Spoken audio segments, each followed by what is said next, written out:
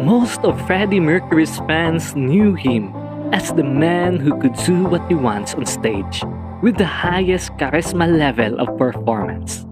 The world called him as legend after his death on November 24, 1991. Today, we will talk about the things that you might never knew about the legend Freddie Mercury of Queen. But before that, I invite you, my dear friends, to hit the red subscribe button if you are not yet my subscriber, and turn on the notification bell so that you will be updated to my next video. And don't forget to share this after watching. Don't stop me, 'cause I'm having a good time, having a good time. A shooting star leaping through the sky. Make everybody cry. Everybody cry. Here are surprising things about Freddie Mercury. Number 10. Freddie Mercury was a major stamp collector. As a teen, Mercury collected stamps from Zanzibar, the UK, New Zealand, and Monaco. His childhood stamp collecting album is one of the few possessions Freddie's family kept after his death. The British Postal Museum acquired it in 1993 and sometimes lends it out for exhibitions, such as a 2016 Stampex show that also included the stamps of John Lennon's collection when he was a child. Number 9. Freddie Mercury worked as a baggage handler at Heathrow Airport. Long before he became one of the most celebrated singers in music history, Mercury held a slightly less glamorous position, baggage handler at Heathrow Airport.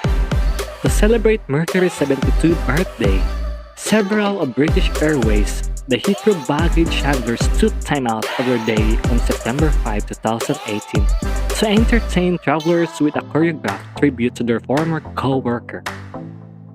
Number 8. The headboard of Freddie Mercury's bed was a piano keyboard. Musicians sometimes report that ideas come to them in dreams, and Mercury was prepared to capture inspiration at any time. Before becoming famous, he used an upright piano as the headboard to his bed and would play it backward when ideas struck. Mercury's former manager John Red once explained, he was double-jointed and his hand could bend back completely, and I think that's where some of the passages from Bohemian Rhapsody started. Number 7. Freddie Mercury designed the Queen emblem, aka the Queen crest. Thanks to a degree in art and graphic design from Ealing Art College, Mercury was able to be more than just the face of the band. He also helped to brand them. The crest he designed for the band is made of the zodiac signs of the whole band. 2 Leo lions for John Deacon and Roger Taylor, a cancer crab for Brian May, and 2 fairies to represent Freddie's Virgo sign. The Q and the crown represent the band name, of course, and the phoenix protects the whole thing. Number 6. Freddie Mercury had a hard time relaxing. It's a waste of time, Freddie Mercury told an interviewer in 1985 about getting a little R&R. I hardly read books. I think that's a waste of time. People are going to kill me for this. Number 5. Freddie Mercury and Princess Diana used to hang out and watch the Golden Girls together. Freddie Mercury and Princess Diana once spent the night hanging out at Royal Vauxhall Tavern, a legendary gay bar in South London.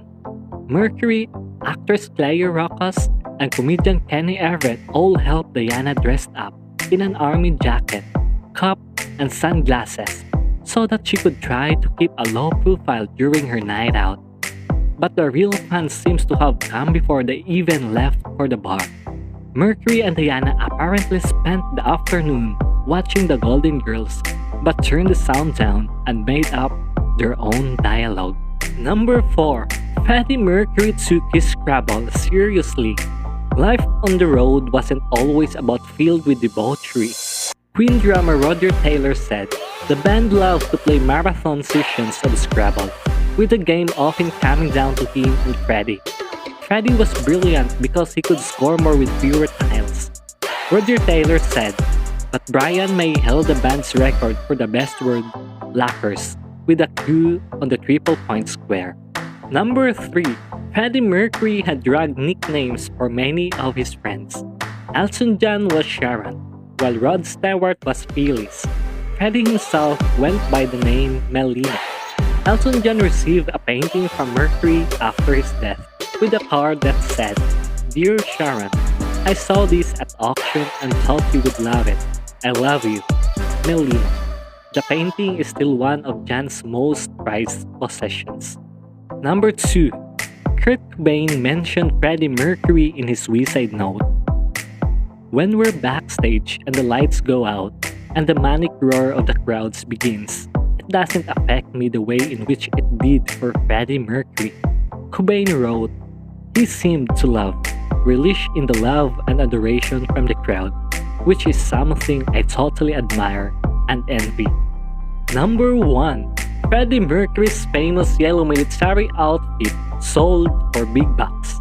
The yellow jacket and coordinating pants worn during Queen's 1986 Magic European tour sold for more than $36,000 at auction in 2004. This is it, my friends. Hope you learned something new today.